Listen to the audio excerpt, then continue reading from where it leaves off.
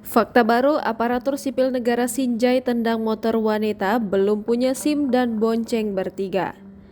Polisi mengungkapkan fakta baru terkait kasus oknum aparatur sipil negara tendang motor pelajar di Kabupaten Sinjai, Sulawesi Selatan. Salah satu fakta yang diungkap yakni siswi yang mengendarai motor tersebut berinisial HS. Dia masih duduk di bangku sekolah menengah pertama di Sinjai. Pada saat peristiwa laka lantas itu terjadi, siswi tersebut berboncengan 3 bersama temannya. Pelajar tersebut belum bisa mengendarai kendaraan di jalan raya karena belum cukup umur.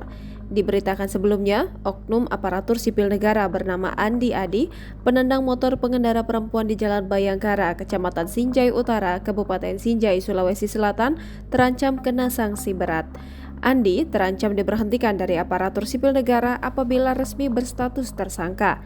Saat ini, yang bersangkutan sudah diamankan di Mapolres Sinjai. Aksi itu diduga terjadi lantaran oknum ASN tak terima mobilnya tertabrak motor si pengendara wanita. Korban yang kaget dan tidak siap spontan menarik gas yang membuatnya terjatuh bersama motornya hingga bersusah payah membangunkannya. Kejadian tersebut terjadi di depan kolam renang HM Tahir, Jalan Bayangkara, Kecamatan Sinjai Utara, Kabupaten Sinjai sekitar pukul 16.00 pada Selasa 13 September 2022. Oknum ASN yang bekerja di Dispora Pemkab Sinjai ini diketahui bernama Andi Adi.